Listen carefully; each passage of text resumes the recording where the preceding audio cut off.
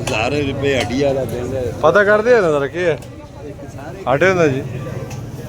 बच्चे गोश्त कैसे किलो है जी? 850 सरकारी रेट है ना। कितने कितने आपको कितने कितने का 1000 रुपया भाई? किस किस ने लिया 1000 रुपये का? कितने ने बोला? नहीं सही सही रेट बताए ना, ऐसा ना हो ये एन कैमरा है। हड्डी वाला 900 रुपये किलो। वो जो सरकार ने 850 बताया वो गलत है। कितने का कहते हैं? 1000 रुपए। इधर देख भाई 1000 रुपये के हिसाब से देखो ना ना देखें देखें बात सुने।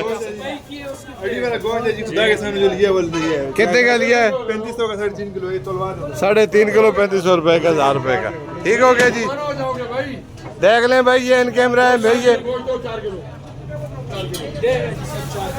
किस तरह देगा वो? ये 1000 रुपए किलो का 900 रुपए किलो। 900 रुपए किलो।